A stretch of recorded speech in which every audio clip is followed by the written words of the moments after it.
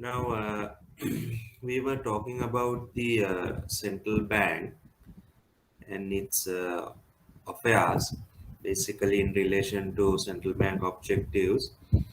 And we understand that there are two types of actions or functions performed by a central bank. First, they perform key functions. We call them core functions of the central bank, which are related to the main objectives of the central bank. And also, central banks are performing some agency functions. Agency functions are performed on behalf of the government. So we started with the discussing key functions. Under that, we discussed monetary policy function last week, and today we are moving from that point onwards. Now, another type of key functions performed by the Central Bank of Sri Lanka is conducting the exchange rate policy. Exchange rate is basically the price of domestic currency in terms of foreign currency, which means to buy a foreign currency, a particular foreign currency, how much you pay. For example, let's say you want to buy a dollar. To buy a dollar, how much you need to pay? Roughly now 200 rupees. That means you are exchanging the domestic currency with the foreign currency. Now, exchange rate is one of the key prices of the economy, and that determines the external sector. It's an indication of the external sector behavior. So whenever we see a large pressure on the exchange rate to appreciate or depreciate, that indicates that there is some pressure or imbalance in the external sector. So central banks, they are trying to keep a stability in the exchange rate as well, because that disturbs other macro variables. So as a result, the central banks are trying to keep exchange rate stable. In Sri Lanka, the exchange rate system since 1950s, it has been based on a kind of a fixed or a control exchange rate system up around 1978 in 77. So in 77, the exchange rate was basically what we called it as liberalized. Liberalized means you allow it to market conditions. But what we had since 1997 is also not a fully liberalized exchange rate. The exchange rate was fully floated in Sri Lanka in 2001. In 2001, the exchange rate system in Sri Lanka was changed into a flexible exchange rate system. You call it a flexible inflation exchange rate system. There, what happens is the central bank does not announce a particular rate or does not have any influence on determining the exchange rate. The rate is determined by market forces of demand and supply. Now, let's say inflation rate. Inflation rate reflects the prices of the economy. That is determined, that those prices are determined based on the market demand and supply. Demand for goods and services, supply for goods and services. So that reflects the price levels of particular goods and services. Now, here also you allow exchange rate to be determined based on the uh, market forces, which means demand and supply for exchange rate. Now, who demands exchange rate? Who supplies exchange rate? If you simply look at who are the basic suppliers of exchange rate, foreign exchange, who brings foreign exchange to the country? Yes, sir. Hmm? Excuse me, sir. Sir, I have a question. Not in this part. It related to the money inflation. Shall Okay. I ask now? Uh, Shall we take that up at the end, if you don't mind, if it is related to money? okay, fine, sir. Okay, we'll take it there. Uh, so who brings foreign exchange? Supply foreign exchange. Any thought? Exporters. Exporters. Yes, exporters are supplying foreign exchange to the market, and other than that, exporters, uh, tourists. Right? You get foreign exchange through tourism. You get foreign exchange through remittances. You get foreign exchange through loans. Governments are taking loans, so those are also supplying foreign exchange to the market. Who demands foreign exchange? Who needs to make payments? Who are the um, people make payments? Importers. Right? They need to pay import for imports. People who travel, people who go out, they need exchange. People who go abroad for studies, medical treatments, and all that, they need uh, exchange. Governments need exchange for pay their loans. So likewise, there are two parties, suppliers of foreign exchange, demanders for foreign exchange. So due to the interaction between these two parties, the exchange rate is determined. So in Sri Lanka, broadly what we have is a exchange rate determined by the market forces. But that doesn't mean the central bank does not have any interaction, any role in the foreign exchange market. What happens is, in order to prevent any excessive volatility in the exchange rate, the central bank is intervening. Now, for example, if you look at this chart, you can see there are some periods with large volatility of the exchange rate. Large volatility means the sharp increase in the value of the exchange rate or decrease in the value of the exchange rate. So during such times, the central bank intervenes to keep the exchange rate stable. How does the central bank intervene? Through buying and selling foreign exchange from the market.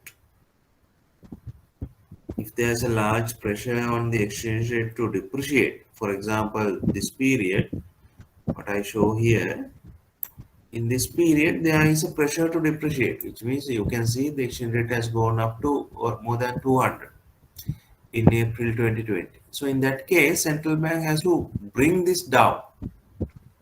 So what does the central bank do? Maybe they can intervene by uh, supplying foreign exchange to the market. You fulfill the gap between the in the market for foreign exchange.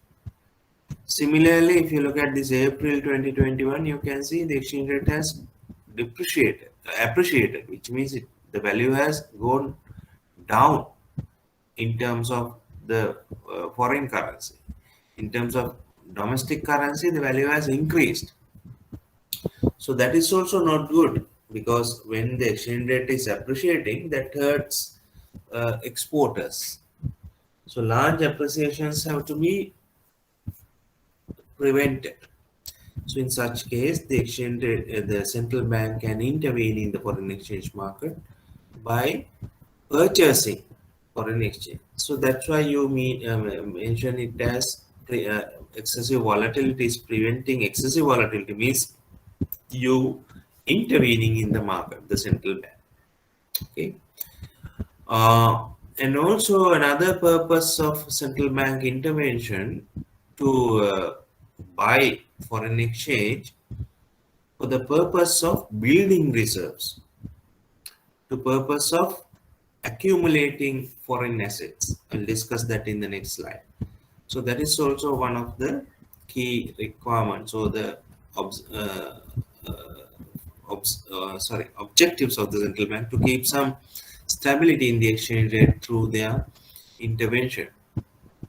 So all in all, you can see even though the central bank is having a flexible or floating exchange rate mechanism, the central bank intervenes to ensure the stability in the foreign exchange market. Now, if you look at this chart, what I have mentioned was uh, there are some periods with unstable behavior.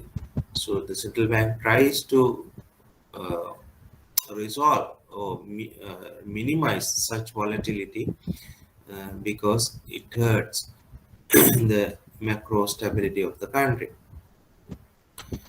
Management of the internal reserves, that is also one of the key functions of the central bank. What do you mean by official reserves? Reserves means the country's foreign assets. Right? In general, countries getting foreign exchange, countries paying foreign exchange for their needs, the balance simply is a surplus. So if that surplus is accumulated, you have a reserve, or you call it a foreign asset. So these foreign assets, building these foreign assets is one of the key objectives of the central bank. Why it is important? This foreign asset is the buffer or the cushion that can be used in a certain situation. For example, foreign assets are used in difficult situations. Now, these days, the country is having foreign currency issue. We don't receive too much currency or adequate amount of currency that we need. So, certain payments, for example, some due foreign loans of the governments cannot be paid because no currency. Government even cannot borrow at this stage. So we have seen the foreign reserves have been used to pay some debt. So that is a kind of a cushion used by a central bank. So a strategy of the central bank, whenever possible, the central bank is accumulating these reserves. Now these reserves, central banks do not keep it in isolation. They invest those reserves in international markets. For example, they invest in foreign securities. Foreign governments are issuing government bonds, no? US treasuries, Japanese bonds.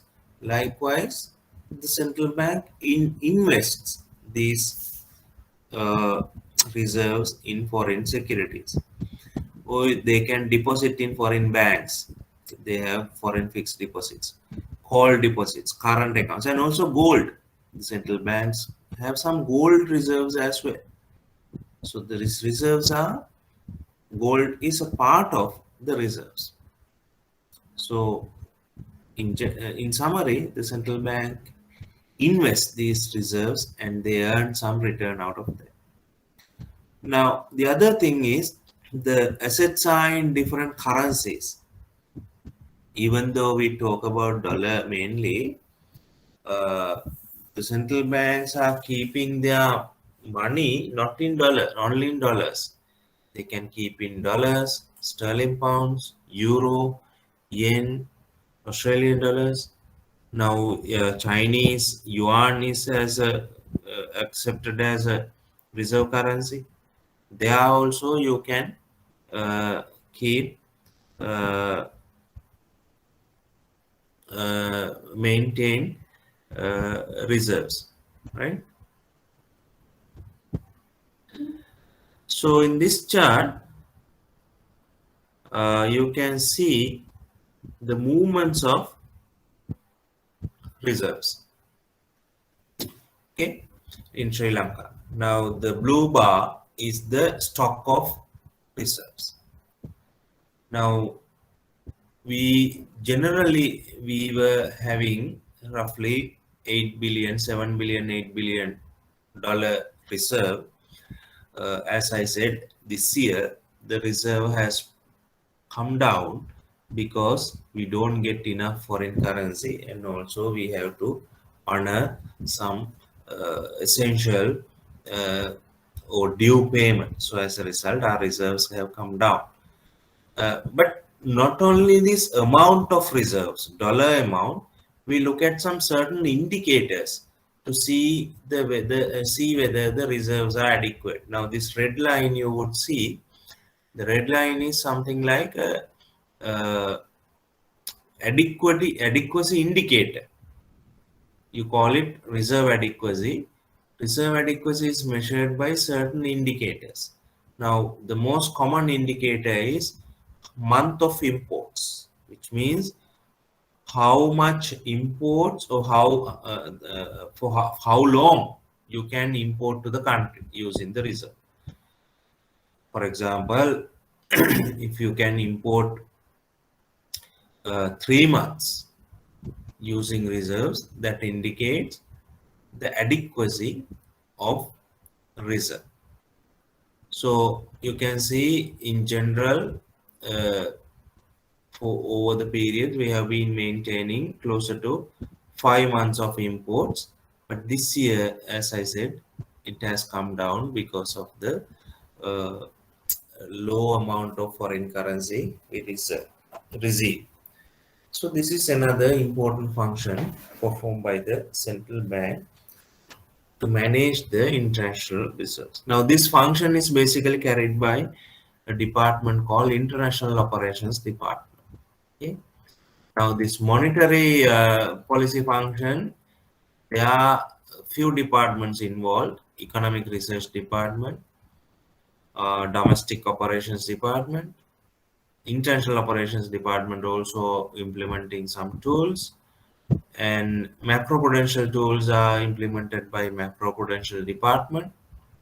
So various departments involved there. Exchange rate and international reserves, it is basically with the international operations department. Okay, so those few functions: monetary policy, exchange rate, reserves, uh, those are related to the price stability function broadly. Okay.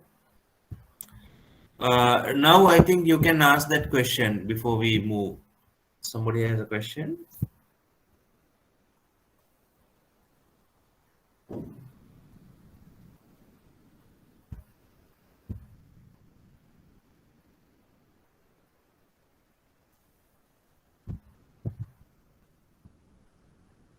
Somebody wanted to ask a question on money.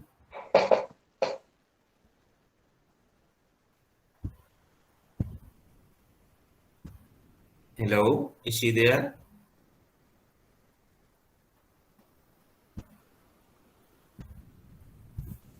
Can you hear me?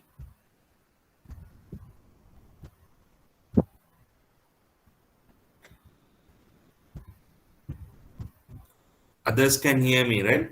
Yes, sir, we can hear you. Okay, okay. Good morning, sir. In this, okay, Pradipa, go ahead, please. Sir, now the Chinese yuan has converted that to Chinese renminbi or something like that. So,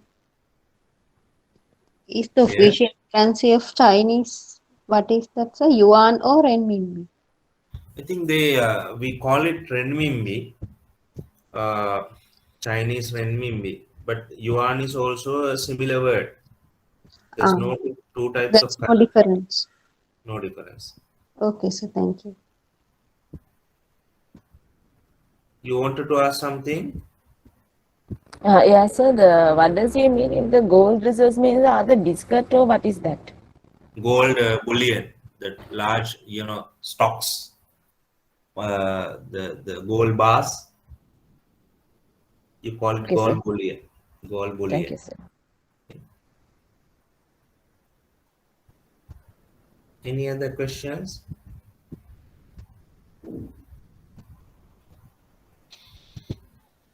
Sir, shall I ask now? Yes, please. Money inflation. Yeah. I was waiting for your question, please. Sir, there are some countries, their price stability is not stable, which means not good, Hmm. and they have money inflation also, though they called as developed countries, like South Korea, Japan. What's the Okay. reason for that? In South Korea and Japan, what is your observation? Their price stability is not good. Money Prices inflation are. also there, but they called as developed countries. Uh, I think. How can I answer that? There's no relationship between their uh, development and money inflation relationship, right? There's no relationship with the development. Now, what really has happened? This money inflation relationship has been used to, identify the required monetary policy framework for these countries. I think I'm not so sure whether I mentioned, but these countries for many years they have been using this money inflation relationship, and they have seen obviously money has a positive link with the inflation, so they have been using it. But after some time, they realized that relationship has weakened. In other words, if you control money, you cannot control inflation 100%. So as a result, they have searched for other type of monetary policy frameworks. So inflation targeting was one of the alternative frameworks to have this uh, inflation control in these countries. In South Korea, I think they are targeting inflation because of this weakening of money inflation relationship. Even Japan, their case is different. Japan is experiencing a large amount of, or for a longer period, they experience deflation.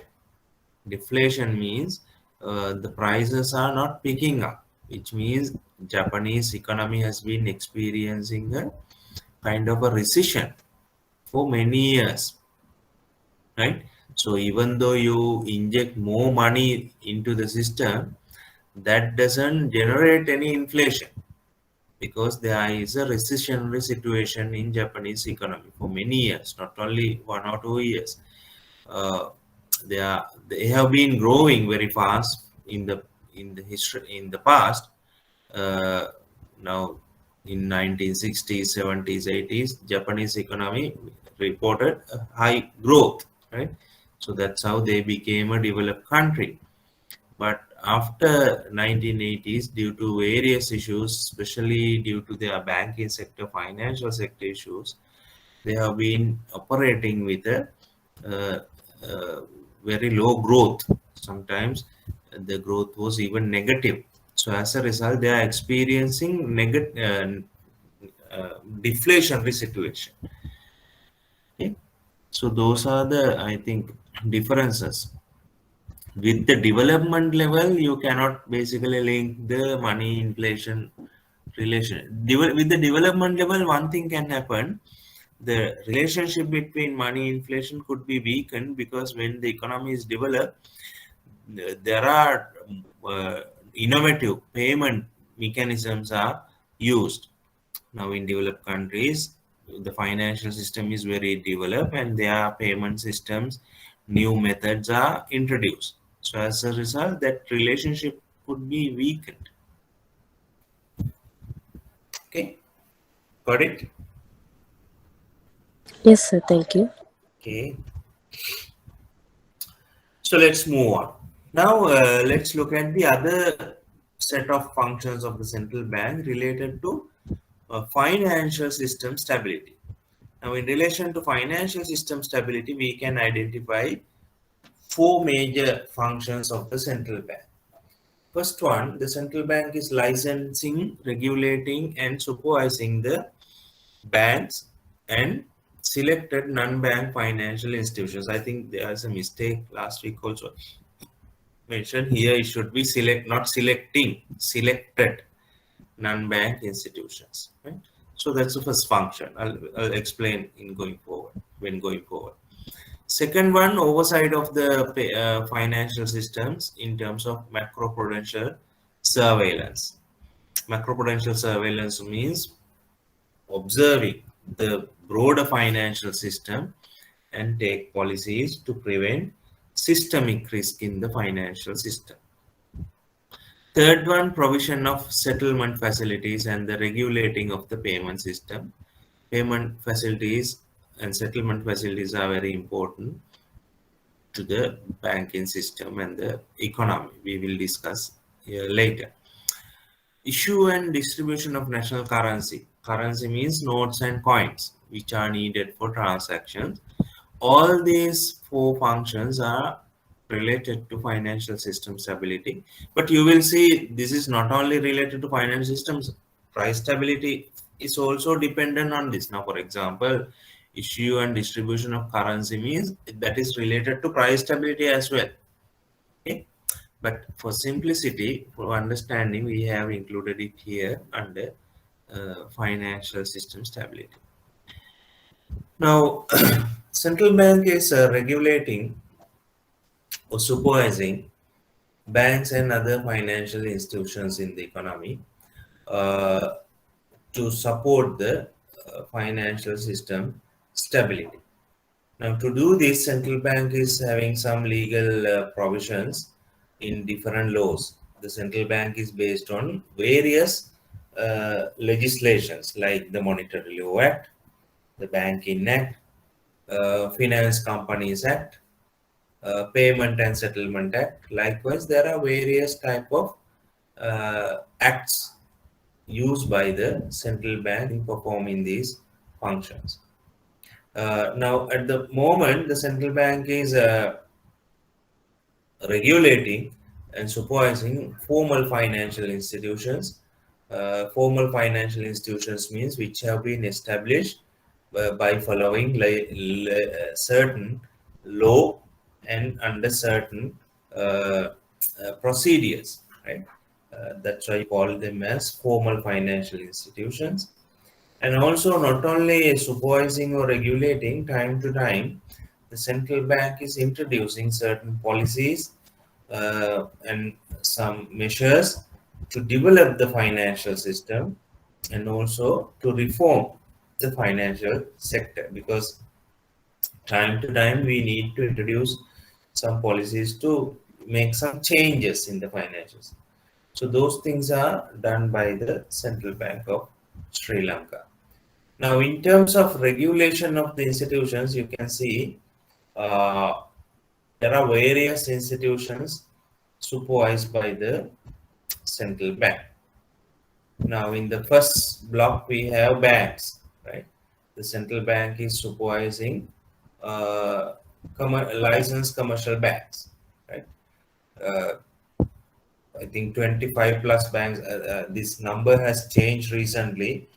I think it's around 24 now, but number doesn't matter.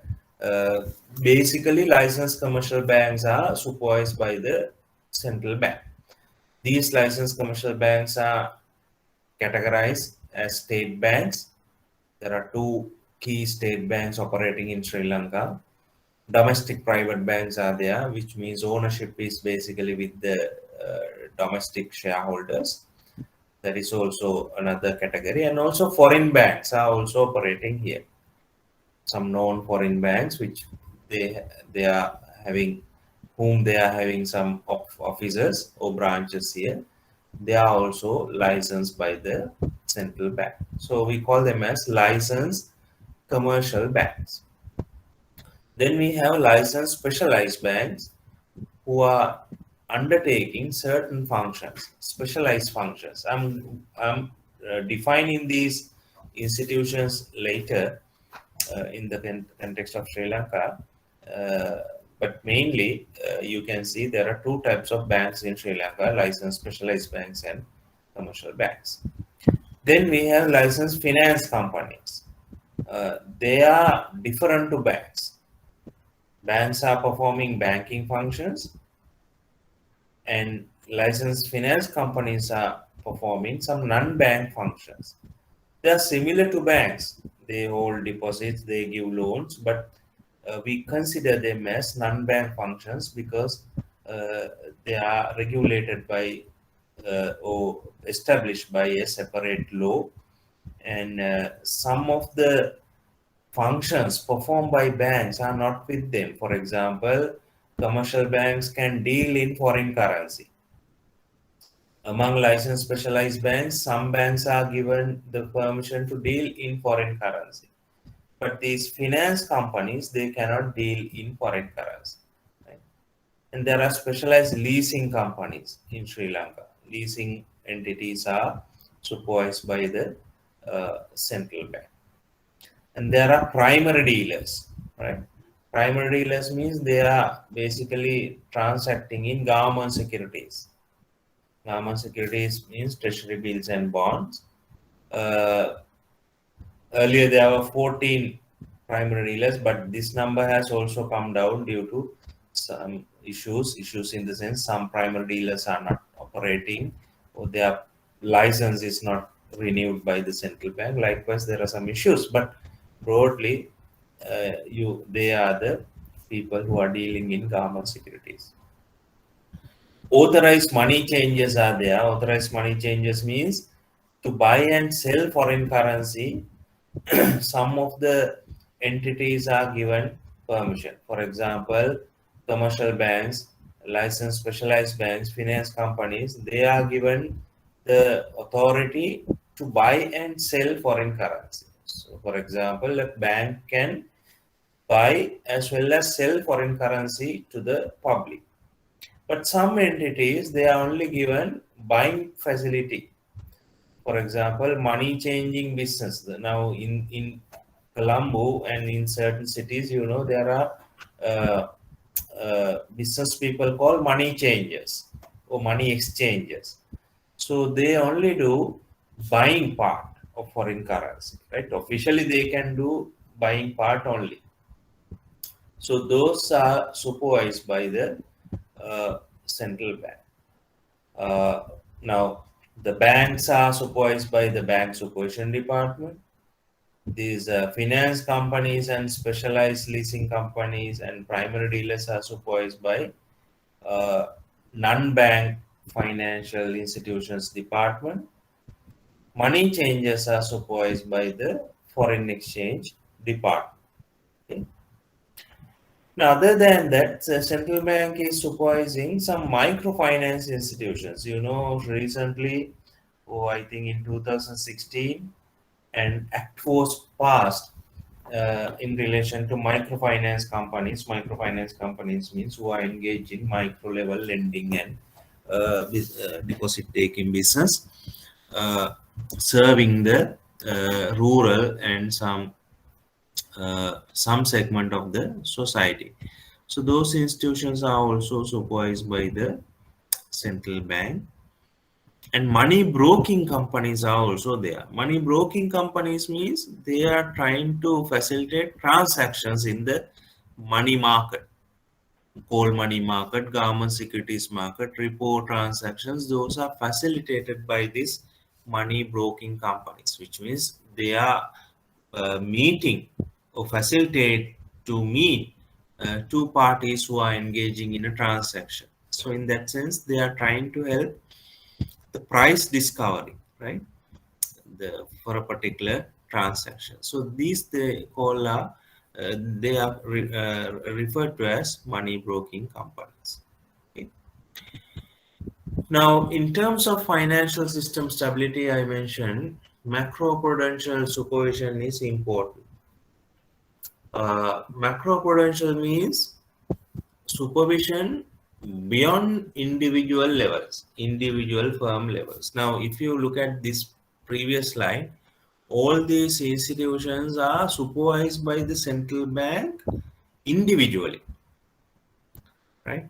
Central bank is performing two types of supervision: on-site supervision and off-site supervision. So in the on-site supervision and so off-site supervision, a particular bank is closely supervised through their documents, through their behavior, through their financial position, uh, whether they are adhering to central bank guidelines, whether they have capital levels, everything is at individual level monitored. In microprudential approach, it's not individual level. The central bank look at the broad aspect of the financial system. For that matter, the central bank is looking at broad market and economic factors which will have some impact on the financial system or on a particular sector. For example, let's say the external sector, or for let's say housing sector. So these are some major areas in the economy. The central bank is supervising whether there is an imbalance in these particular sectors, not in particular firms or individual companies. Okay? And whenever the central bank sees some risk in the broad financial system, we call it systemic risk. Then the central bank is using macroprudential tools.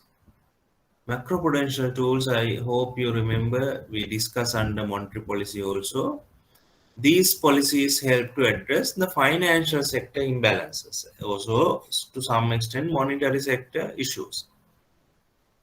I hope you remember I told you loan to value ratios. That's one of the key macroprudential tools.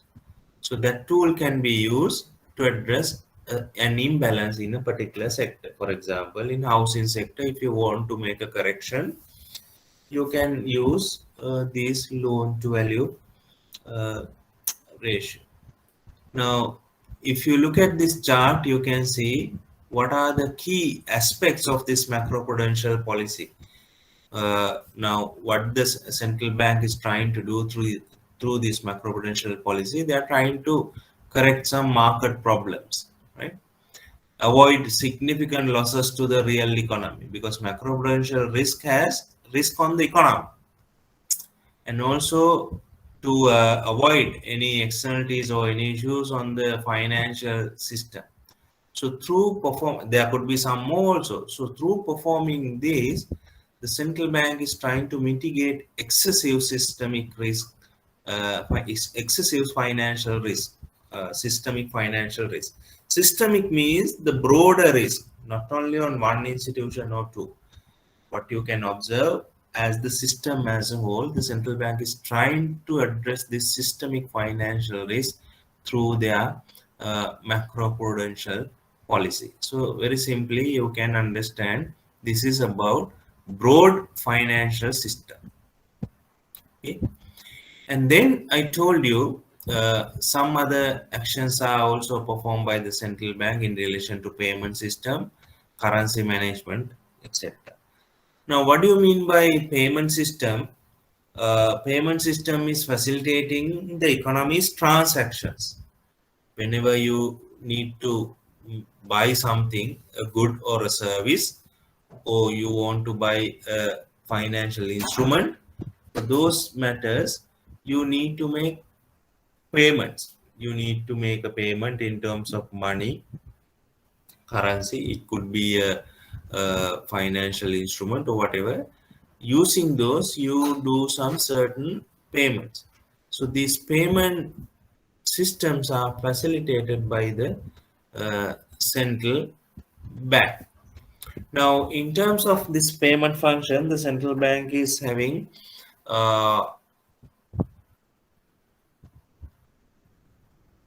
key functions. For example, they oversee the payment system and the clearing system.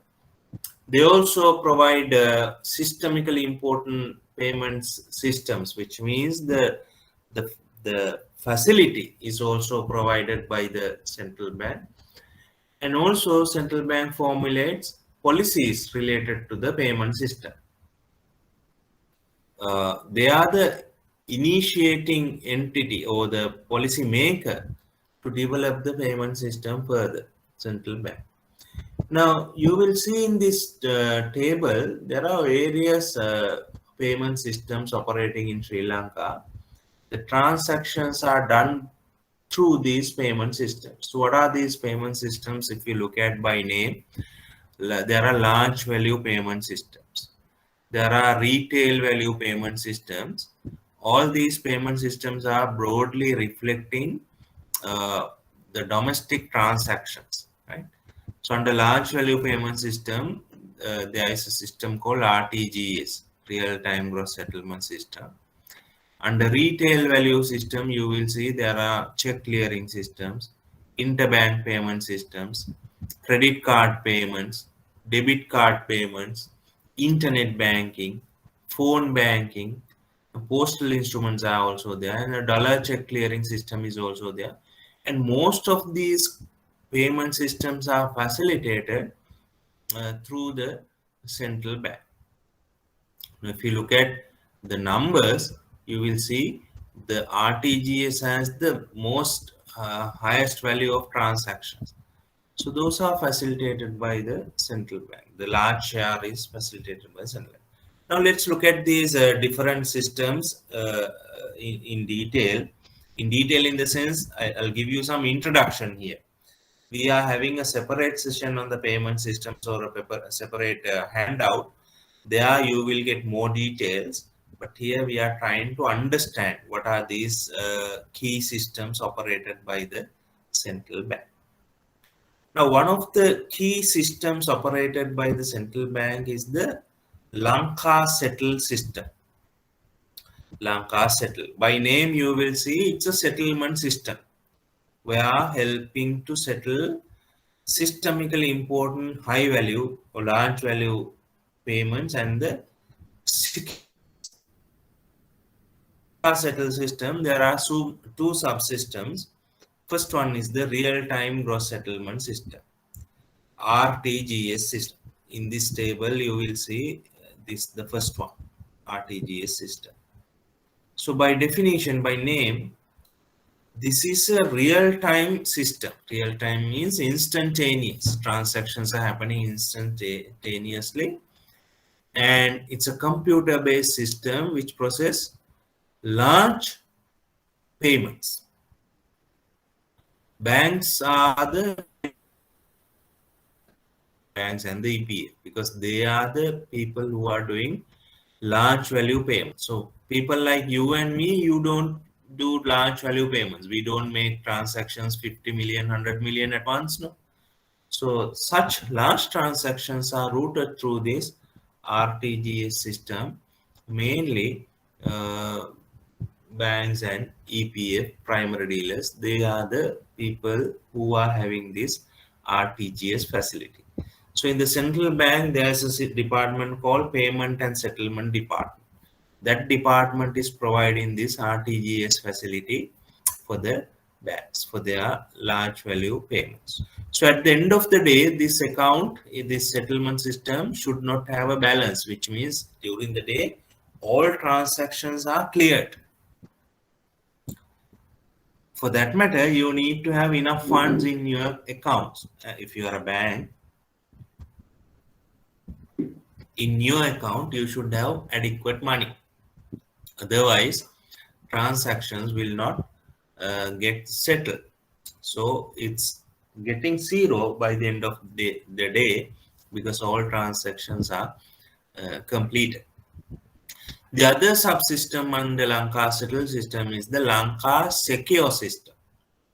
That is also facilitated by the central bank, especially public debt department. There, the central bank is facilitating government security transactions. Now, government security transactions or central bank securities, which are used very rarely, government security transactions are really important to fulfill government funding needs. They issue treasury bills and bonds. Those bills and bonds are purchased by the primary dealers and sold to the public in the secondary market. And when these transactions are happening, you have to settle it. Settle means you have to transfer the ownership by taking money. Okay.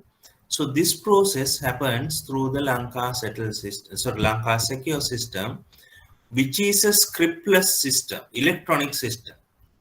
Now, in the past, these government securities were in paper form.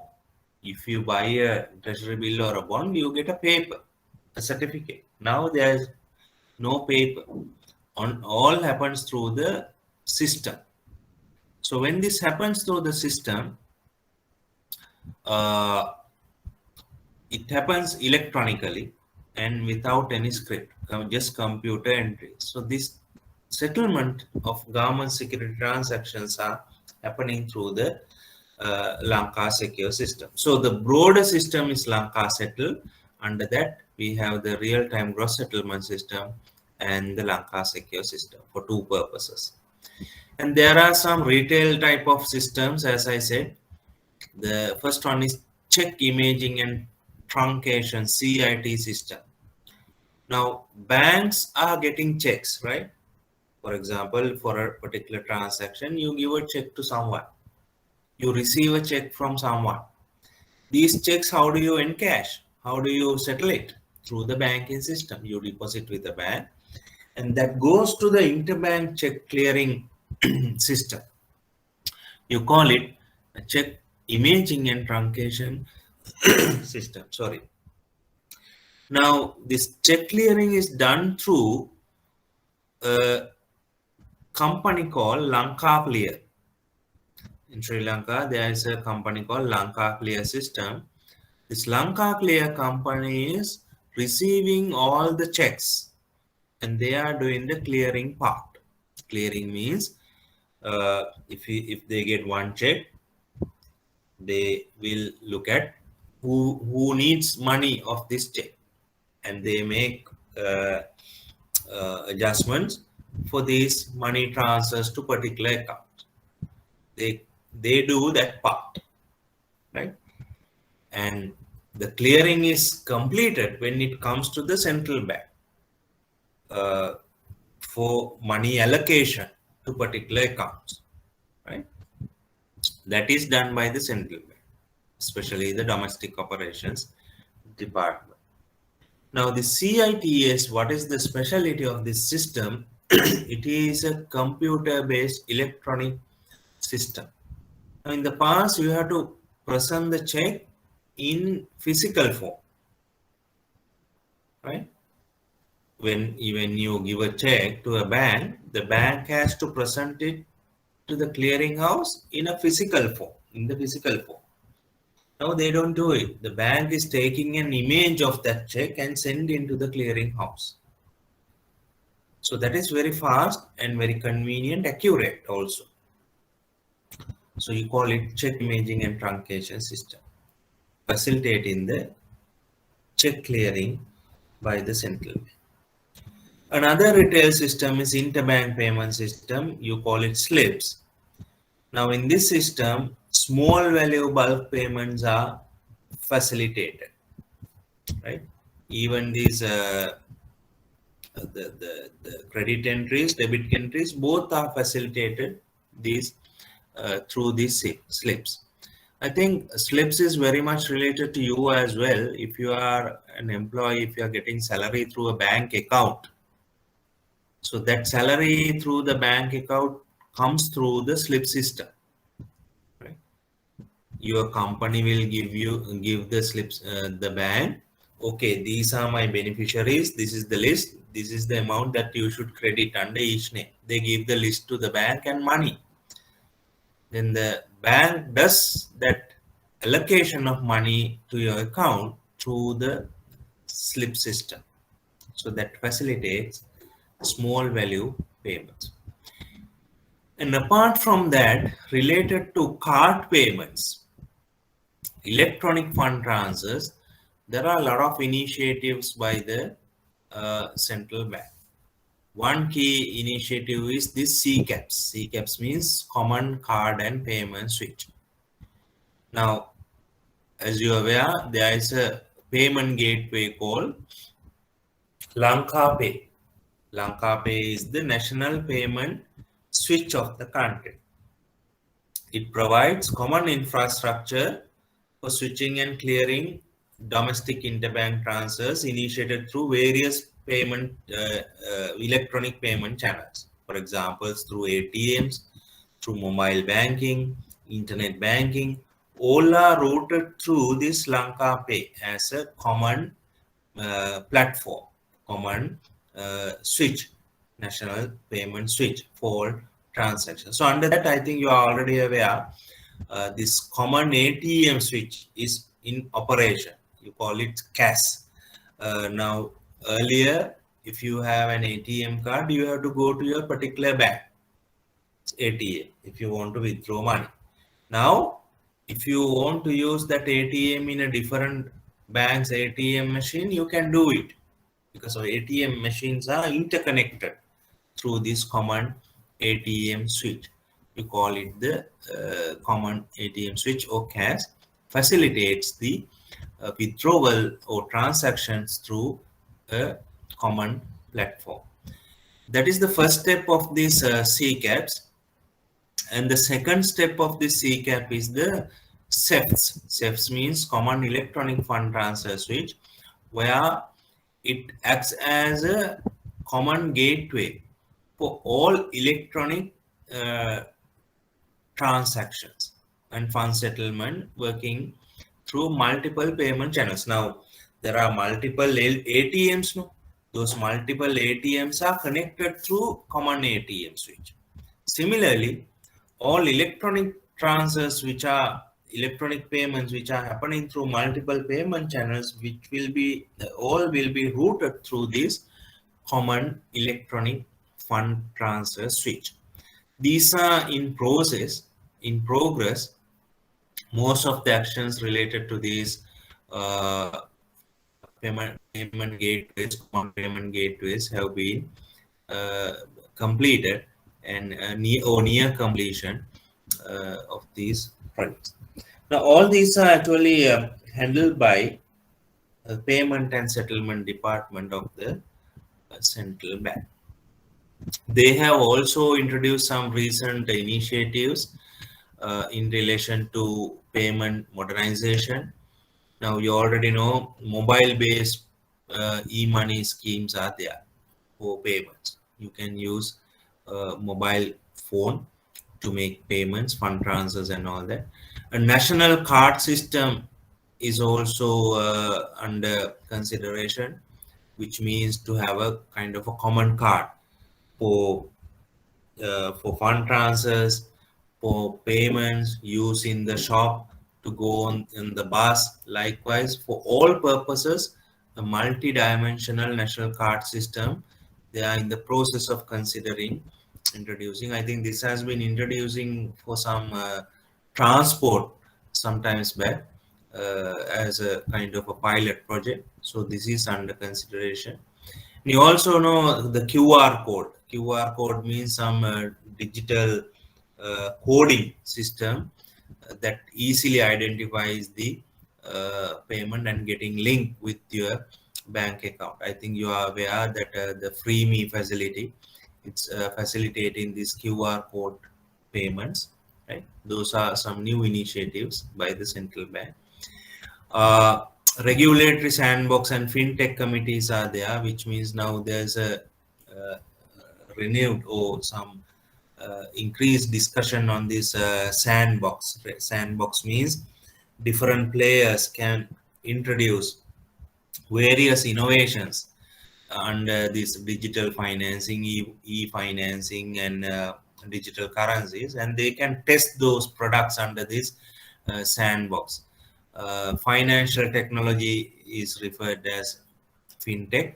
So for study various payment innovations under this digitalization, the central bank has also established some fintech committees.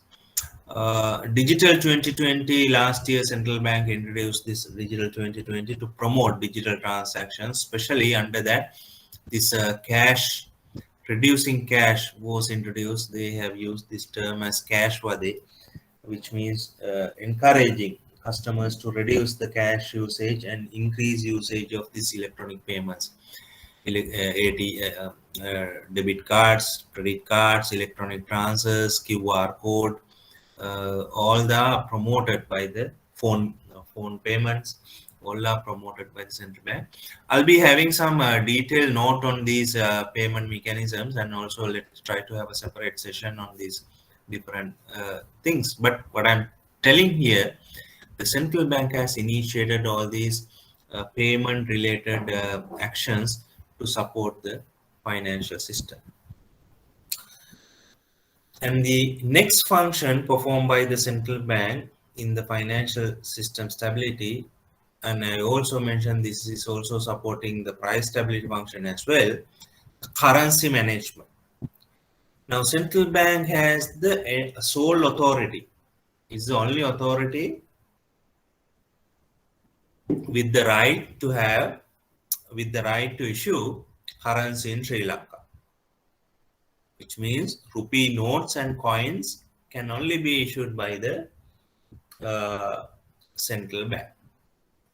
Why the central bank is doing this? Because they want to maintain public confidence.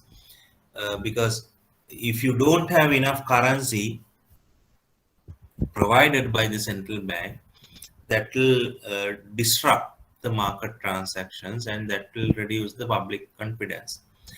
And currency, by it's the major mode of payment, there should be some trust on currency. So since it is issued by the central bank, the people, they believe in currency and they trust for the usage of their transaction.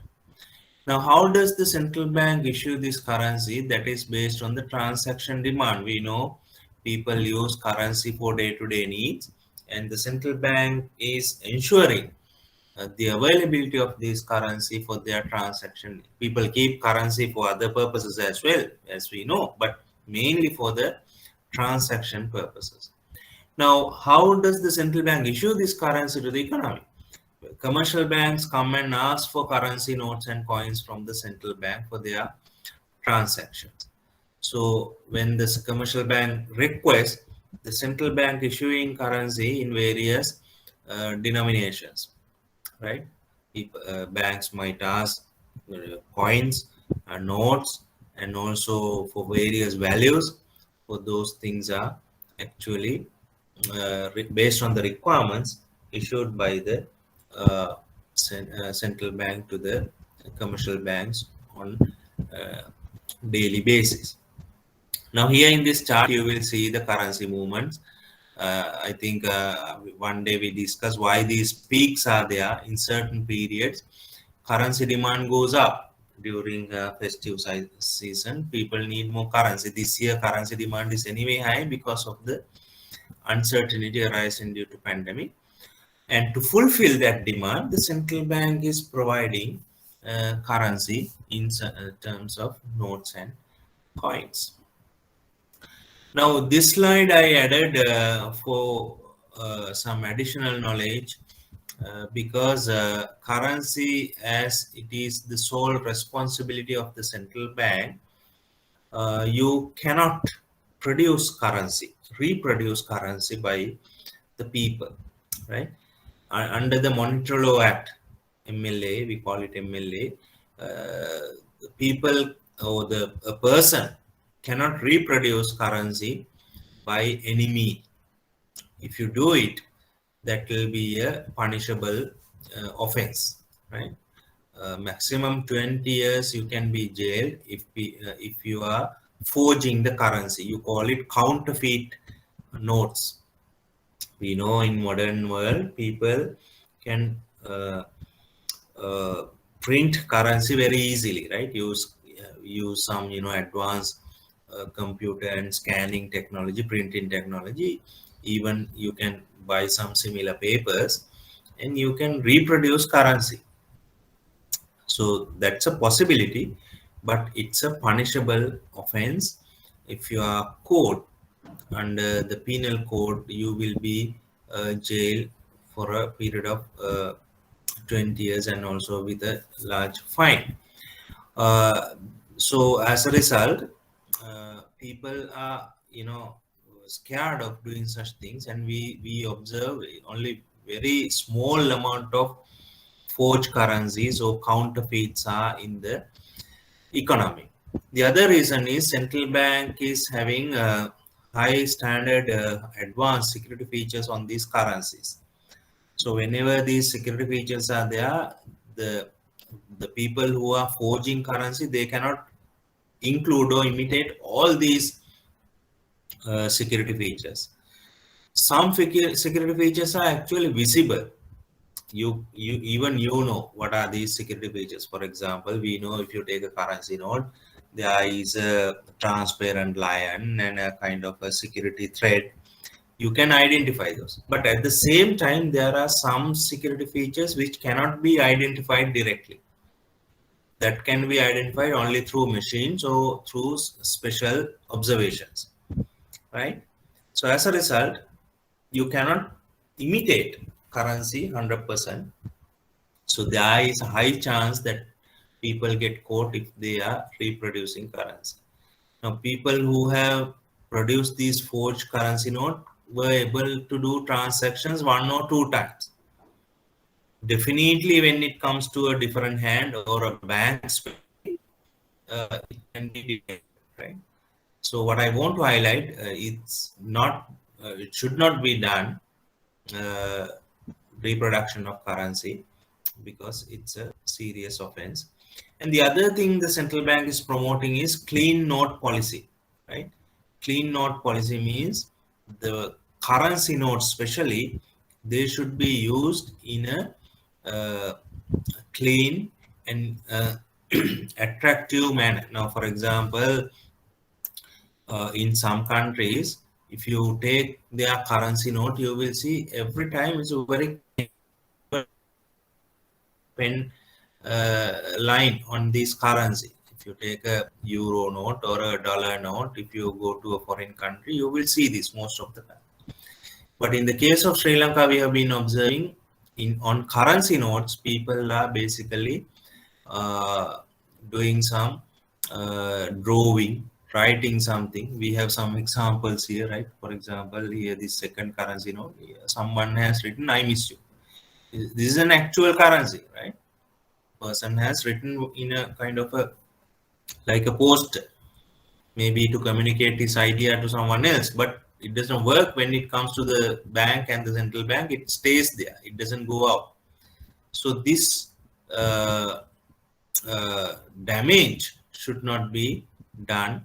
I think the central bank has taken or initiated a project to remove these willfully mutilated currencies from the system, and always we promote now having a good quality clean notes in the system. So for that matter, whenever the central bank receives these unfit unserviceable currencies, they are replaced through the currency department. So this entire function is carried out by the currency department of the central bank.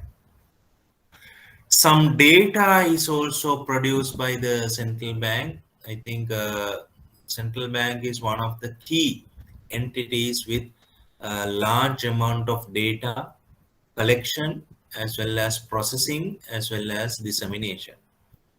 Especially macroeconomic data. If you need macro data, economy-wide data, the best place is the central bank. Now I have introduce this data library to you here in the central bank homepage, www.cbsl.gov.lk. On this homepage, you have this data library. So there, if you look at for real sector, monetary sector, financial sector, fiscal sector, external sector, for all these sectors, you have large amount of data. See, on population, national accounts, agriculture, industry, prices, labor, education, health, likewise, and then money, interest rates, banking numbers, payment data, share market data, import-export data, tourism data, exchange rate, government revenue, treasury bill data, bond data, everything is here in this database in different frequencies: annual, monthly, quarterly, likewise. So this data is collected by the central bank. Some data is not directly owned by the central bank. They are only collecting, but publishing this data in these publications and the websites for the purpose of general consumption of the general public, because data is very important to make decisions. And other than that, under this dissemination activity, central bank is conducting some important surveys, right? These surveys are important for you to understand, because in one of the papers I have seen, there was a question related to uh, the surveys, right? What are these surveys? So I'll name a few, take a note. What are these surveys done by the central bank and also published by the central bank? So one is a business outlook survey, BOS, business outlook survey. There, the central bank is conducting a survey on the future business activities of the economy. Right? They have a sample of businesses, companies, and then send a questionnaire to these companies to understand what are their future business plan, whether there is an expansion, whether there is a stock taking, whether they not stock taking, whether they are accumulating stocks, whether they are buying raw materials, whether they are demanding credit, what are their perceptions on the directions of the economy. Likewise, to get some feel about the future business activity, the central bank is conducting business outlook survey. That's one. Excuse me, sir, it's connected to government or private? Private entities, yes, private. Basically, companies listed in the stock market. Okay. And then central bank is conducting and compiling an index called PMI. PMI, Purchasing Managers Index. Purchasing Managers Index. What is that?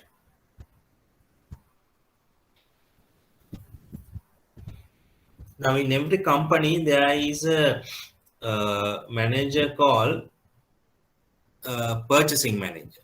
He purchases basically the raw materials, right? Now, that indicates the future production activity. If purchasing managers are having a good perception on the future, and if their production is going to increase, if they are anticipating good times, they will be shown in their raw material purchases, stockpiling and all that. To understand that, the central bank is conducting this purchasing managers index, PMI, again to get some feeling about the future business activity. Right? And another survey done by the central bank is the credit survey. Credit survey indicates the demand for credit and the supply of credit in the economy. Demand is measured from the customer's perspective. Supply of the credit is measured from the bank's perspective. Right? Why it is an important indicator? If economic activities are going to expand, then people will demand more credit, isn't it? Banks would supply more credit. So there are the different parameters are looked at, whether the credit interest rates are high, whether you can access credit very easily, whether there are from the bank side defaults. Likewise, there are various attributes survey, but this indicates the credit conditions in the economy. Credit conditions survey. And the central bank has been conducting from last year another index called Land Price Index, LPI.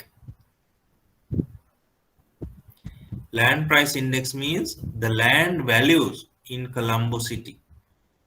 is surveyed and it is compiled as an index to understand the price variations of land in Colombo, which will give some understanding about real estate or property prices, actually, property prices. And there's another survey done by the central bank, condominium survey. Condominium means apartment complexes, units, flats. Their prices are surveyed by the central bank and published to get some feel about condominium prices, real estate prices. There's another survey on inflation expectations, inflation expectation survey. Now, actually, that data is not published uh, by the central bank clearly because central bank is in the process of improving, I think, inflation expectations surveys. But sometimes we see some information on this inflation expectation survey. So that measures the people's perception about future inflation, whether inflation is going to go up, go down, or it is stable. What are the policies of the central bank, future policies, the people's expectation.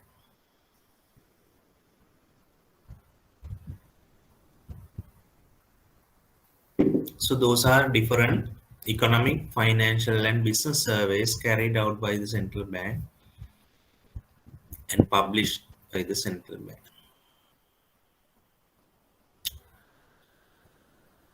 Now, other than these key functions related to the price stability and financial system stability, there are few other areas that the central bank is having some major roles in relation to the banking and advisory function to the government and the banks.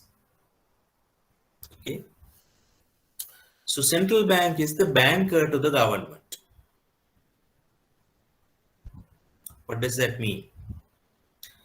The government accounts are maintained with the central bank. Government departments, agencies, institutions, boards, they have different accounts, right? Those accounts are facilitated by the central bank as the banker. And also the central bank gives guarantees for the government in terms of their operations. If the central government asks for a guarantee for a particular transaction, the central bank, as the banker, they can give a guarantee. Now, even a bank can give a guarantee, for a customer. Likewise, being the banker to the government, central bank gives guarantees to the government. Third one is very important, provides provisional advances to the government, means every year at the beginning of the year, the central bank is giving a kind of an overdraft facility to the government. This overdraft facility, we call it a provisional advance, because at the beginning of the year, government does not have enough money because revenue taxes are not collected at the beginning of the year. So they are short of cash. To support their shortage, to fulfill their requirement, the central bank is giving a loan, interest-free loan to the government equivalent to 10% of the budget. Right? Their estimated budget, let's say a particular amount, out of that, 10% maximum is given by the central bank as a loan. You call it a provisional advance. So these are performed as a banker to the government. And also central bank is acting as the financial advisor to the government. So there, the central bank is making recommendations to the government on certain measures and policies. Especially when the government is borrowing from abroad, the central bank's opinion is required. Central bank's observations are required by the government. When I say government, that is treasury, right? Treasury is basically implementing government policies in terms of finance activities. So treasury would need to get some observations from the central bank in relation to the financial matters. Another important thing under this financial advisory, the central bank is submitting a report to the government every year. A confidential report, you call it September 15th report. This is used to prepare the budget actually. Before the budget, the central bank is submitting this. It includes some proposals, some areas are highlighted, some key problems, concerns are highlighted for the attention of the government. So these are done under this advisory role.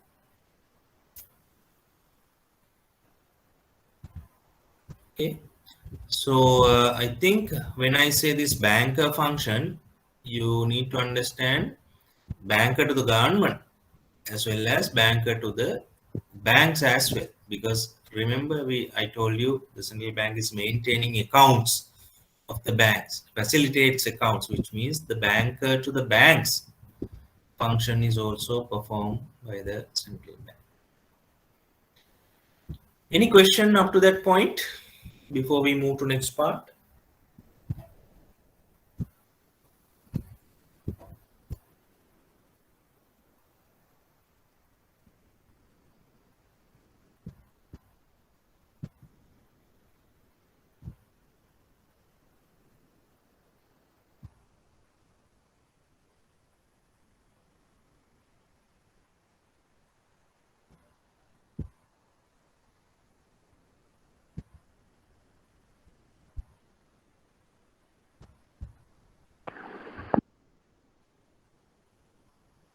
So excuse me.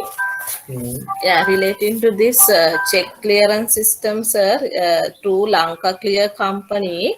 So if you can just explain this more, how it happens practically, sir. As I said, when the check comes to the bank sends an image to the central bank, right? And the Lanka Clear. So Lanka Clear, what they do is they prepare, we call it batch files. Under a particular batch, a particular amounts are listed and to which account it should be credited. Likewise, a kind of a list is prepared based on those checks. And then that batch file comes to the central bank. Since the central bank has the accounts of these commercial banks, using those batch files, the central bank is crediting those banks, not the individual accounts, right? I'm giving a check to someone, so that particular person's check account will not be credited by the central bank. The central bank is crediting the bank account using that batch.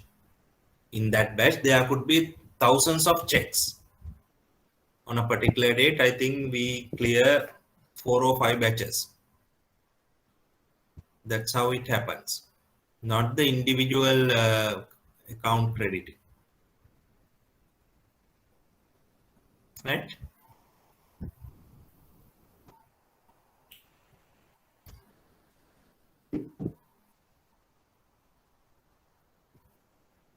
Any other questions?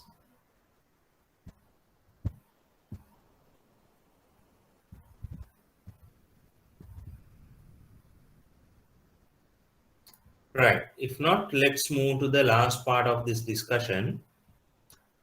Central bank is performing, other than these core functions, central bank is performing agency functions.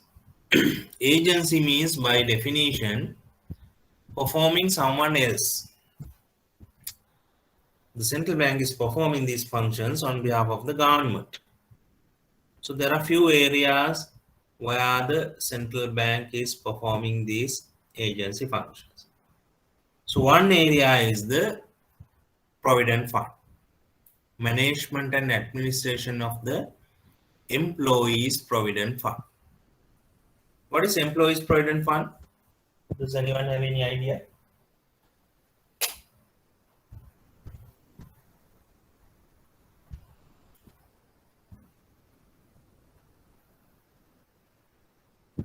EPF, you call it EPF. EPF is for whom?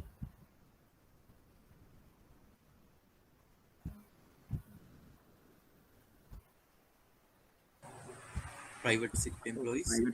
Private sector employees, yes. Government employees, they have the pension schemes, government pension schemes. For the private sector, the retirement benefit scheme is the EPF.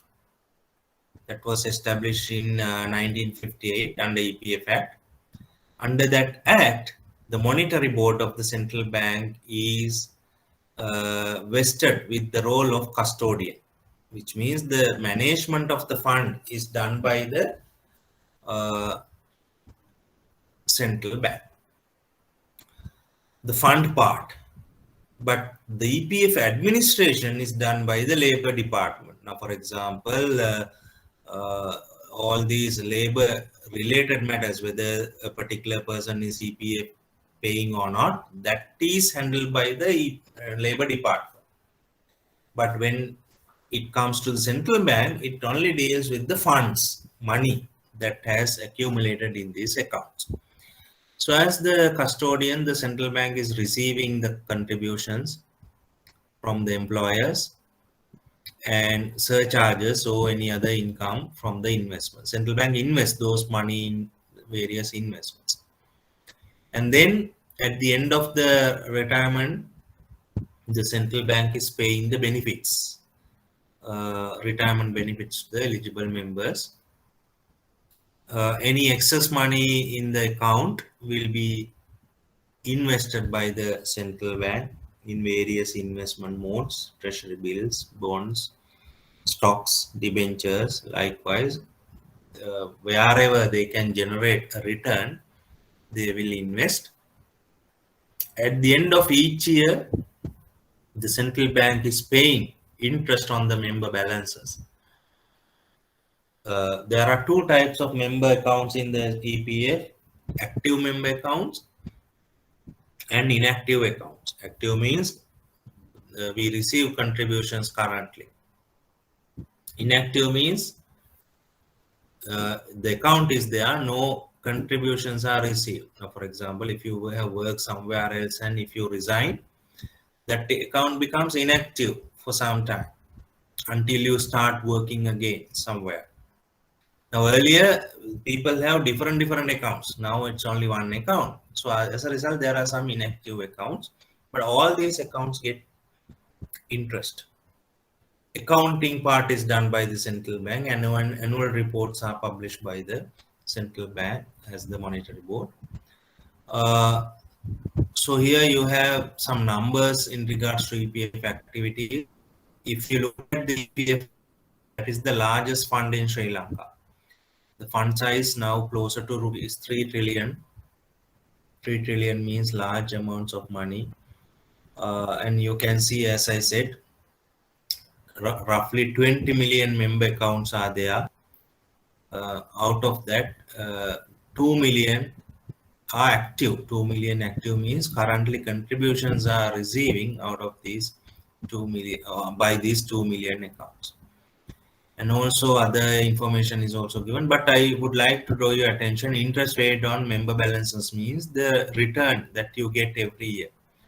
So the central bank has paid roughly 9% interest rate on your balances lying in the EPF. And then some new initiatives are mentioned here. Some are new actually, some are some few years old, but some of the activities already suspended, but I just included here, not going to discuss them in detail, but just to get some understanding that the central bank is having some initiatives for the improvement of the fund and also to support the public, the members of this fund. So if you need some details of these various activities, in the central bank annual report, there is a section called Part 2. So in Part 2, all these departmental activities are mentioned. So I think if you read that, you will get some more details. I'm not going to details of these initiatives because in our exams, those different initiatives are not, in the questions.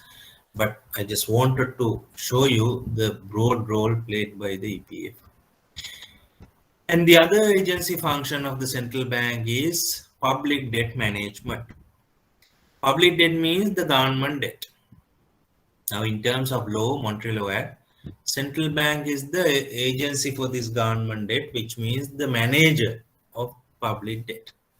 So, what is the role of the manager? The central bank is raising public debt, which means treasury bill issuances, treasury bond issuances, SLDB issuances. Likewise, these different instruments are issued by the central bank to raise money and servicing of this debt. Servicing means you have to pay interest, you have to pay maturity values for the investors. So these are done by the central bank, public debt department, and they are trying to minimize the risk and the cost as much as possible when they raise money on behalf of the government. Now, again, in regards to government securities market also, there are some important initiatives. If I pick up few important initiatives, I think I already mentioned the central bank is having scrip plus securities, which means government securities, treasury bill bonds are not in paper form. Those are in electronic form. So that was introduced by the central bank, by the public debt department. And out of the public debt, total public debt, 5% is open for foreigners. Foreign investors can come and invest in treasury bills and bonds. In the past, it was not possible. Only the stock market investments were allowed in the past as capital transactions. Now, under capital transactions, the foreigners can come and buy treasury bills and bonds up to 5%. Okay. And in 2007, central bank introduced a new type of instruments. We call them as ISBs, International Sovereign Bonds, which are some instruments used to raise foreign money, such as dollar to sterling. To raise foreign money in international market, central bank is issuing these sovereign bonds. Those are some important initiatives recently that we see. I think other than that, I have mentioned few other also. But what I discussed, these three are very important in relation to market development in the capital market of Sri Lanka. Third important function is regional development function, agency function facilitated by the central bank. Now, central bank is promoting the regional development through the stakeholders for the purpose of supporting low income groups and the reducing reducing poverty. Now, we know in Sri Lanka there is a mismatch in terms of income levels, poverty levels. There are some lagging areas, especially remote areas with extreme poverty, low income levels and all that. For that matter, the central bank is supporting regional development. You call it financial inclusion facilitation. So there the central bank is acting as an agency to provide funds or loans through these low income people uh, or poor people through participating institutions. Central bank is having various loan programs at the regional level for agriculture, SME, microfinance. For those things, the funds are getting from the government or from donors, and these funds are channeled to these needy parties, needy sectors at some good interest rates, sometimes some concessional rates or low interest rates. So that is one area related to regional development. And also central bank is operating some credit guarantee schemes for these people. Credit guarantee means if borrower is defaulting, the central bank is bearing some of the cost of these default loans. So then only banks or participating institutions will be willing to lend these institutions. So these credit guarantee schemes are also there. One of the key aspects of regional development is awareness building. Central bank is continuing a widespread awareness program in terms of possible investment opportunities, how to utilize funds effectively, how to use bank funds, how to borrow, and also these unauthorized schemes like pyramid schemes and all that awareness is given on those areas as well. So there's a comprehensive awareness program by the central bank, and also central bank is having some network of provincial offices. As you are aware, I think there are 6 provincial offices operating in Mathura, Matale, Anuradhapura, Kilinochchi, Trincomalee, etc. Jaffna. I think Jaffna one was moved to Kilinochchi now. And also there is one more to be opened in Kurunegala. So these provincial offices are also supporting this regional development function. I think a lot of good entrepreneurs at regional levels are basically supported by these activities of the central bank. I think if you are from certain areas other than Colombo, you might know a lot of economic activities, small, medium scale activities are performed through the support of the central bank loan schemes operating through these participating institutions. Is there any offices in Gampa, sir? Gampa? Gampaha? Yeah. No. Gampa is actually in Western Province, no, so it's very close by to the heart of the city. So there are no offices in those areas, but in provinces, there are, as I said, Mathura in Kurunegala going to be open. Kandy means basically in Matale, Anuradhapura likewise. Not in Gampa. I don't think anyone will be opening an office in Gampa. It's very close to Colombo. And other agency function is foreign exchange management. Now, this is not the exchange rate. Don't get mixed up with that, right? Exchange rate is actual foreign exchange management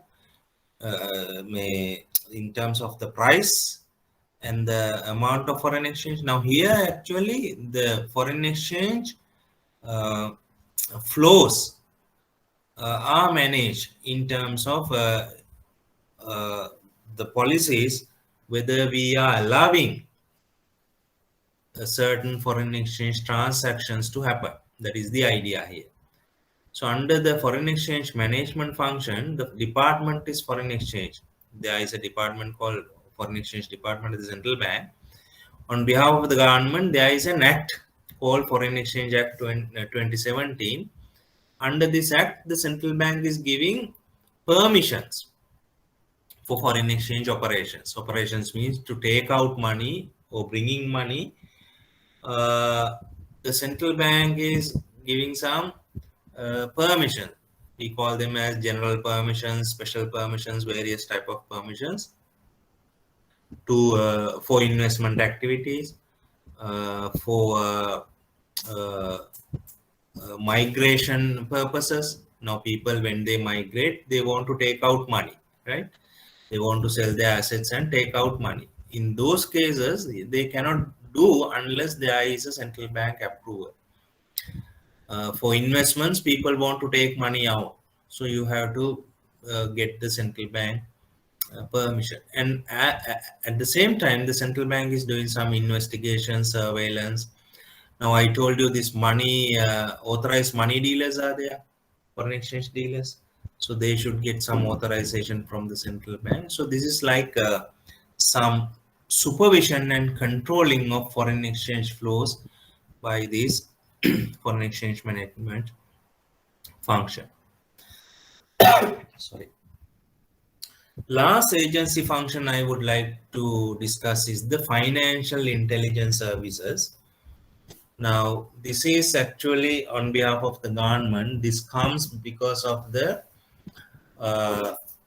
illegal transactions happening in the financial system. Now, to combat these illegal transactions, an act was introduced, Financial Transactions Reporting Act, I think in 2007, if I'm not mistaken. So under this act, two major activities are suspended. What are these two major activities? Money laundering. Money laundering means you are adding illegal money to the formal financial system through your activities. You earn money illegally through various illegal activities like arms dealing, drug dealing, people smuggling, prostitution. A lot of illegal activities are there, underworld activities, right? Underground economy. So this money, why it is illegal? Because they are earned illegally and they are not paying taxes. But people use this money through the banking system. You call it laundering the money. So that is prohibited under this act. The other one is terrorist financing, countering financing of terrorism, CFT. So that is also prohibited. You cannot fund terrorist activities. So these transactions are monitored. Now the FIU at the central bank, Financial Intelligence Unit, they get information from banks on large values. I think all transactions more than a million rupee, they have to report, and through that transaction, the central bank is monitoring whether these are genuine transactions, for which purposes, whether it's a suspicious transaction. Likewise, the central bank is monitoring these activities to ensure that illegal transactions are not happening through the banking system. So this is also provided on behalf of the government by the central bank. Before I finish, I would like to mention few things, especially the role of the central bank during the COVID-19 pandemic. During this period, the central bank has taken a number of policy measures to support the economy. So these policy measures can be identified in various areas. Especially, the central bank has taken a large monetary easing measures during last year, right? If you look at this table, this is annual report 2020. You can see the central bank has taken a number of measures to reduce interest rates, to cut the statutory reserve ratio, to reduce the bank rate. A lot of loan schemes, concessional schemes have been introduced. The central bank has purchased large amount of government securities to support the government, right? All these have resulted in a substantial decline in interest rates. During 2020, interest rate came into historical low levels. Large amount of money in the economy was available, and credit has been picking up due to these activities. All these are supporting the economic recovery during this COVID pandemic recovery and growth. And also, other than that, the central bank has introduced a lot of other measures. As I said, the special loan schemes have been introduced by the central bank. I think most of you are aware the central bank introduced Saubhagya COVID Renaissance Facility. Under this scheme, working capital loans were given to affected parties. Saubhagya phase 1, 2, 3, I think roughly 180 billion rupees have been released by the central bank for these COVID hit businesses.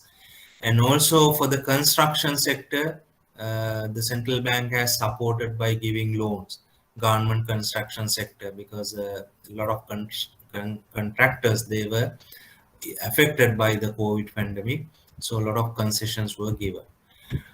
Debt moratorium and for the financial sector was given, as you are aware, for leasing, for your loan prepayment. The central bank has given some extensions during this COVID pandemic period. For the banks, there are a lot of concessions given in terms of their capital maintenance, NPL provisioning. All these have been given some relief during the pandemic time. So I have given you a link also if you really want to see what the central bank has done during the pandemic. I think you can go through this link. But I want to tell you, the central bank has done some heavy lifting during the pandemic. I think a lot of people criticize the central bank for not doing anything, but if you look at the central bank's actions during the pandemic, there's large amount of things done by the central bank. Especially government is in real trouble because of low tax revenue and all these issues. The central bank has been supporting the government for all these things. Especially I remember the 5,000 rupee paid for the affected parties. All these were supported by central bank funding. So a lot of heavy lifting done by the central bank, although people are not aware of the major initiatives of the central bank during pandemic. Last thing, monetary policy review. I think I told you monetary policy review is an important document to get some feel about the economic uh, outcome, economic outlook, as well as the current conditions uh, uh, based on some data and information. So this is some extract from the monetary policy review, how it looks like. And I told you the structure of the monetary policy review. The decision is given, the rationale is given, and outlook is given. Where are we heading? So there are some documents I have recommended to you. Now let me open the press release. I think I told you to look at the press release. So this is the latest press release. Can you all see the press release, latest one? Yes, sir. Okay. We have gone through. Right. It's great if you have went through the press release. So this is the latest monetary policy press release. First, you can see the decision is given. What is the decision this time? Increase the stand-in deposit facility rate and the stand-in lending facility rate. So these are the current rates. You should know 5% and 6%. SDFR 5%, SLFR 6%. So the central bank has decided to increase the rates and also decided to increase the SRR on rupee deposits by how much? 2 basis points to 4%, which means every commercial bank, they should maintain 4% out of their deposits, right? Why this now with all these measures, what has happened? The central bank has tightened the monetary policy stance, right? When interest rate is increased, SRR increase, the monetary policy is tightened. Now, why the central bank has tightened? Here there is a monetary policy has tightened. They have given a simple or a summary statement in order to summarize the key reason. What is the reason? Decision was taken to address the imbalances on the external sector and also preempt build-up of any inflationary pressures, which means to prevent external imbalances and possible inflationary pressures in the economy. So those are the reasons. Now, I think you can understand the decision and the rationale and brief. And in the following paragraphs, I'm not going to each and every paragraph in detail. this rationale is explained. What is the rationale? They expect the global economy is gradually recovering, although the normalization of economic activity is uneven. So this is some kind of explanation of the decision. They think the global economy is going to recover, and also Sri Lanka is also recovering, right? Recovering in the sense due to normalization of the activities, people are getting used to pandemic, economic activities are resuming. So there is some anticipation economy would recover, especially due to the COVID-19 pandemic, vaccine program and related measures to ensure less disruption to the economic activity. And most market interest rates have now reached, and also we see some acceleration in credit. So the central bank last year reduced interest rates to substantially low levels with a view to promote credit. Now it's happening. So central bank is observing credit numbers are going up, which means credit expansion is there, money expansion is there. So as a result, the central bank think, okay, enough money is there in the economy to facilitate activities. At the same time, central bank sees the external sector is having a lot of challenges, right? A lot of challenges coming from various areas. The central bank observes imports are increasing, right? Imports are increasing. Although some improvements in exports, imports are growing at a faster pace. As a result, trade deficit is widening. When trade deficit is widening, and also tourism industry is affected, right? Worker remittances now some deceleration is observed. As a result, what we have seen, there is a foreign exchange limitation in the country.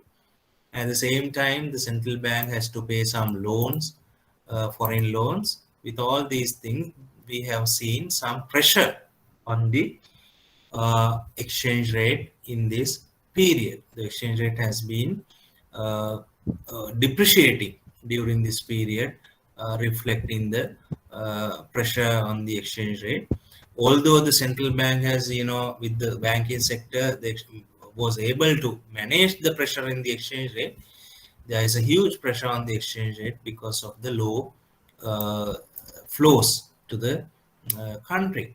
And the central bank is also expecting some inflationary pressures in the economy with the growth pickup and all that. The central bank is anticipating some inflationary pressure. So that is the outlook, right? In terms of monetary policy, the central bank observes growth is going to pick up. The outlook is positive in terms of growth, and due to these low interest rates, money expansion, credit expansion, inflation could pick up due to demand pressures. So you can see that from this chart. This chart is called as a fan chart. So in this fan chart, during this area, you can see 2021, 2023, some pickup in inflation is basically anticipated. That dotted blue line is going up, which means some pickup in the inflation rate. So considering these things, the central bank has decided to tight the monetary policy. Tight means you give some shock to the economy by way of increasing interest rates, reducing money levels, increasing the cost of funds. So as a result, we think through the curtailment of demand pressures, inflation will be managed because central bank is planning. Their target is to have inflation in this 5% area, right? So this is like a band that the central bank is looking at, 4 to 6%, the band. Now, if you look at this, what I draw here, you can see inflation is going up the band, above the band. So they want to bring it back to the band. So those are the rationale and the outlook for the decision. So here the decision is summarized, policy rates and SRR increase. Now this table here, what you have to remember very carefully the numbers. Standing deposit facility rate 5%, lending facility rate 6%, bank rate 9%, statutory reserve ratio 4%. With their definitions, you have to know. Press release, you also have some data on GDP, inflation, then money, all these key information is given, interest rates given, supporting the discussion in the press release. So what I request you to have a habit of reading this press release every time. Only 8 times per year this press release is published. So I think it's really important that you follow this press release, because this gives a very nice snapshot, a summary of the economy based on the current developments and the anticipated developments in the economy, right?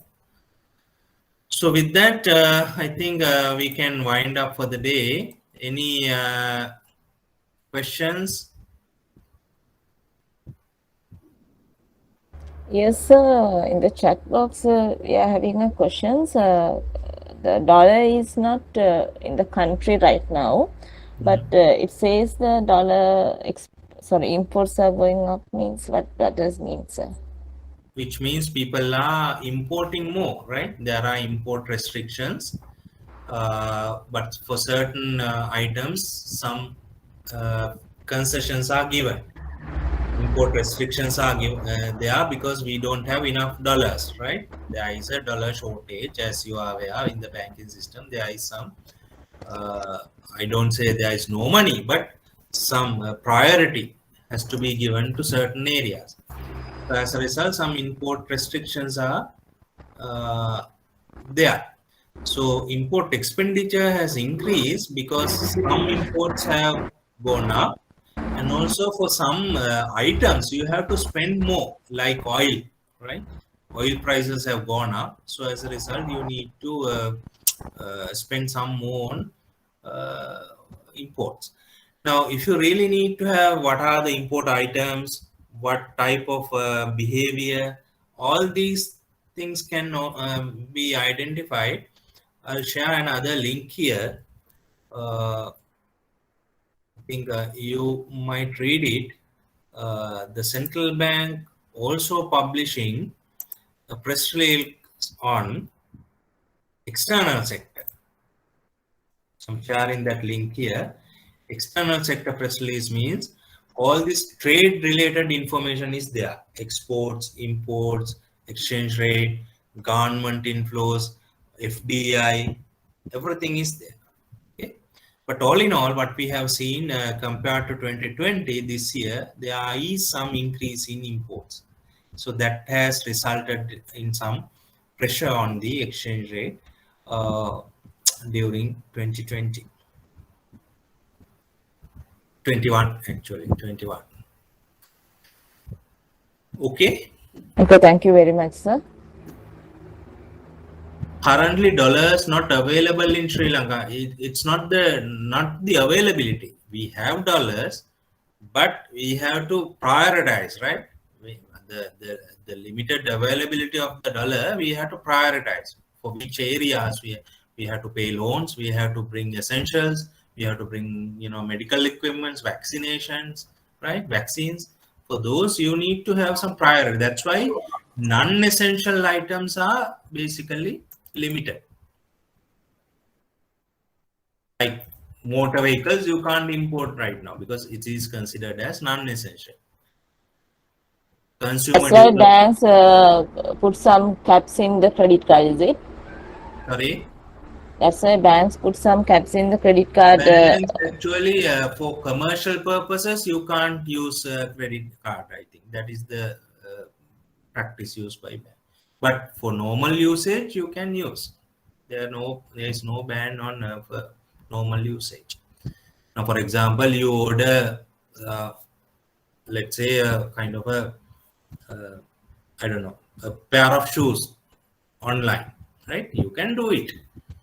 But if you online order like 10 pair of shoes, that indicates that is for business purposes, right? Those are not allowed. Clear? Right. Okay. I think almost 10 o'clock. We'll stop here. We'll meet next week and we will be discussing other type of financial institutions, including banks and other key institutions operating in the economy. Okay. Have a good weekend and we'll meet next week, same time, 8 o'clock in the morning.